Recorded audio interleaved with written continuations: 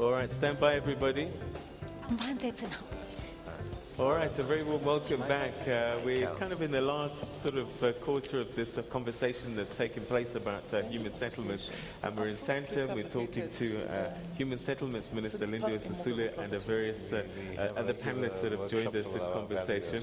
And in fact, Coovadia is with us, and I want to ask him a question now, because when it comes to banking and mortgage bonds and so on and so forth, interest rates go up. And we see a lot of people struggling, and you actually help us become homeless because you take your houses back. What can the banks do to help us? Because I know that we're now facing an interest rate cycle going up, and chances are that's going to affect people and owning homes. Yeah, Peter, I think that what we need to do, and the minister has to a certain extent alluded to this, we need to identify the different categories of people that require houses or that are homeless at this point in time.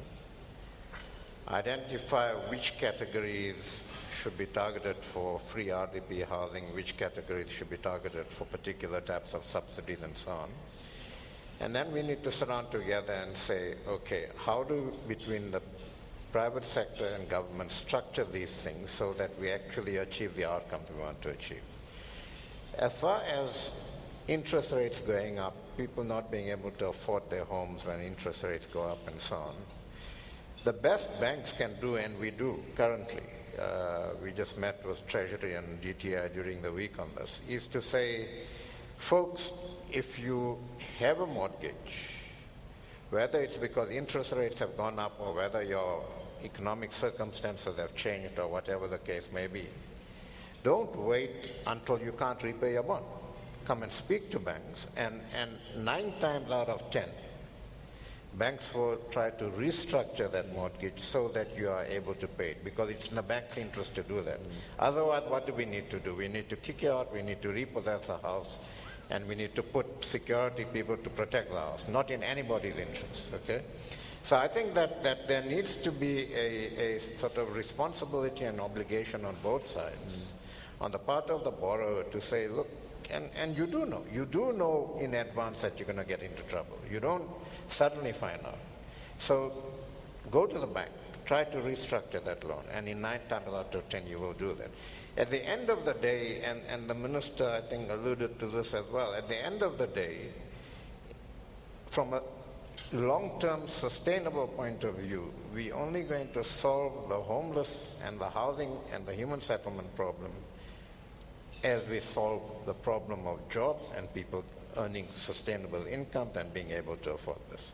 But while we're moving on that road, I think that what we need to do, we need to establish a sort of relationships that says, speak earlier, restructure, try to remain in the system, and legal issues and putting into the legal system are the last resort.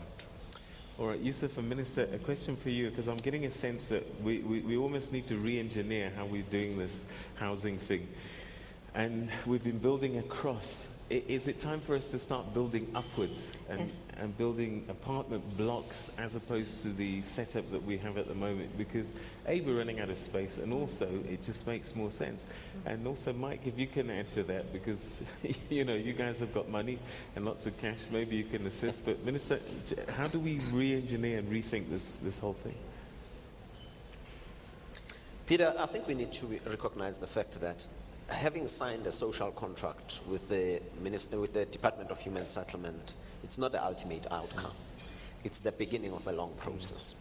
And us as the mining industry, and I've heard you over and over again saying that we've got lots of money. Right at the moment, it's not easy, it's tough. The commitment we've made, I've spoken about the conversions of hostels. And that for us is critical because we know the history of hostels.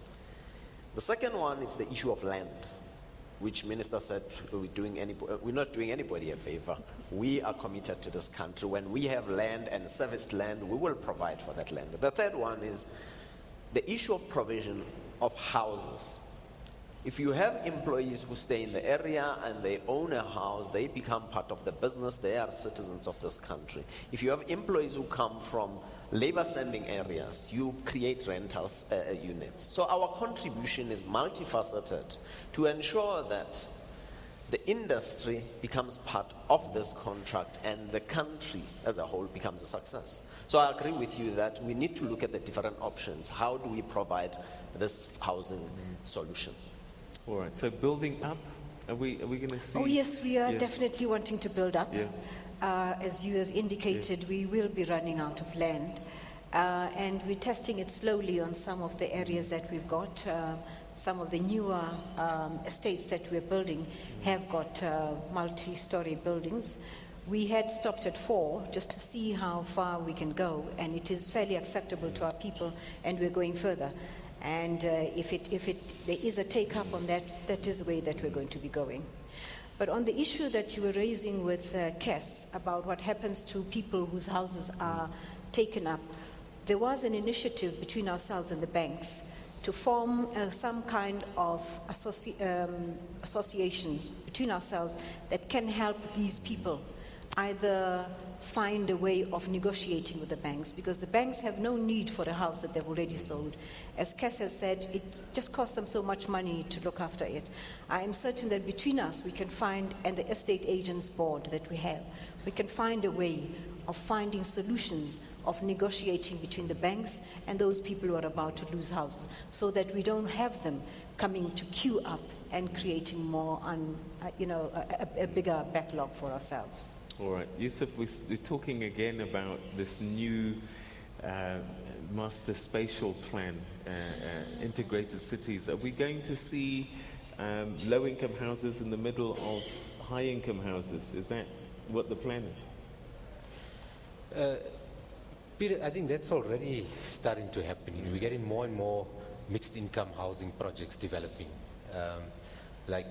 projects like Cosmos City, Conveyancers. We need more of that, but also across the spectrum of the city landscape, you need to start seeing a mix of this kind of housing opportunities being created. I think we're still having too much where your well-established commercial property sector is driving a lot of developments in our cities. And we're still creating a lot of these nodes where it's just high-end stuff, shopping malls, etc., upper-end housing opportunities. We need to start to look at every intervention that we're making as a country. And I think cities have an important role to start saying, because in the end of the day, they are approving all these different development applications. So every application that's coming to a city, cities need to start saying, how is this application adding to the issue of making our cities more equitable? How are we including affordable housing within these developments? So we've got to look at this issue much more holistically. We're going to have to start densifying more and more. But I think, the challenge is so huge that we have to have a proper public-private sector discussions around these interventions, because ultimately the question is also the financial models are driving the kind of projects that we have in the end of the day. And we have to start having a different discussion to say, how can we start mixing public-private resources so that the kind of projects, whether it's the densities that we're looking at, multi-story, whatever it is, on a project-by-project basis, we're able to get the right public-private sector mix in it that ensures that we get the kind of outcomes that we want. All right, okay, so another concern that I have, we've seen, and we sort of mentioned it earlier, these land grabs EFF is alluding to, and if we don't deal with this backlog, we might see more of this. And I'm just wondering, how do we avert that? And also, what does that mean in terms of ownership, in terms of title deed? And we've got people sitting in informal settlements, they've literally just put up a shack. If we upgrade these informal settlements, what happens to ownership? And at what point do you give a title deed and say, okay, we've upgraded the space that you've been in, we're formalizing it, et cetera, et cetera. So land grabs, might we see more of these, and ownership, particularly in informal settlements, when they start to get upgraded and developed? Let's start with you, Minister. Well, on the issue of land grabs, I'd like to think that we are a responsible people. That whatever we do, we will do under extreme circumstances. What we have seen the EFF doing is completely unacceptable.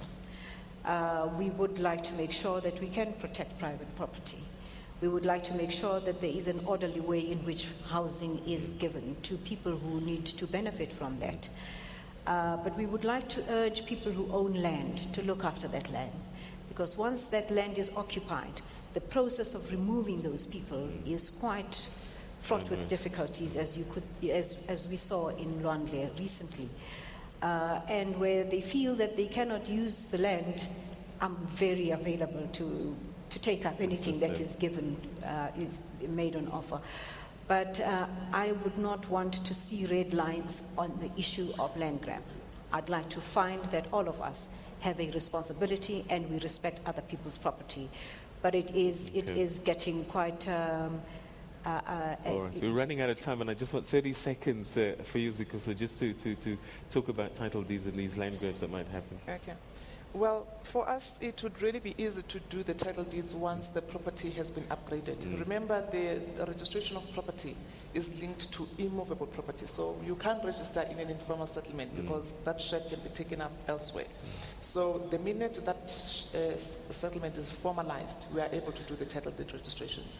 But what I was chatting to the minister about earlier is one progressive policy that the department has that says once a beneficiary has been granted a house and land, they are not allowed to sell the property for the next 8 years after the date of grant. Okay. However, we've seen some objections or reluctance to the implementation of this policy because people believe that once you have that title deed, it's then an asset, you are able to on-sell it and get a loan against it and so on. But I think it is one of those progressive policies of the department that should be honored. And the issue of people being able to sell these houses in less than the 8-year period that has been set up really takes us back in terms of the waiting list, because one day as conveyancers you're registering this transfer, second day it is sold, the person goes back into the shed, into the waiting list. So it's a vicious cycle in terms of achieving the objectives of the department. Now the other thing, Peter, that if you allow me to talk to very 20 briefly. seconds. Yeah. On the issue of repossessions, I know it's a concern that's very close to the heart of the department. As conveyancers, we've been participating together with the banks in what we call housing consumer education. But we see that of late, and gladfully so, the banks have taken up the space, and because people come to us to sign the bond documents and the title deed documents, we were in a better position to offer that information. But the banks are now doing it on their own. How successful that it is, we don't know. But as black conveyancers, we are available to participate. I was so in that much space. under pressure time-wise. I wish we could carry on talking, but I just want to say thank you very much indeed to our guests. It's a conversation we could have for hours, but we certainly wish you luck, all of you as participants of this social contract in providing housing for our people. Thank you so much for joining us, Honourable Minister of Human Settlements, Lindiwe Sisulu. Thank you very much indeed. Mike Teke, President of the Chamber of Mines, thank you for your time. Coovadia, MD, Banking Association of South Africa, thank you. Zukiswa Ntlangula, President of the Black Conveyancers Association, and from the SA Affordable Residential Developers Association, Yusuf Patel, thank you very much indeed. Thank you. A big hand, ladies and gentlemen, and thank you also for sharing your thoughts with us. Thanks, Minister. Thank you. You at home, thank you very much indeed for being part of this conversation. We'll see you at the next one. Have a great day, everybody. Bye-bye.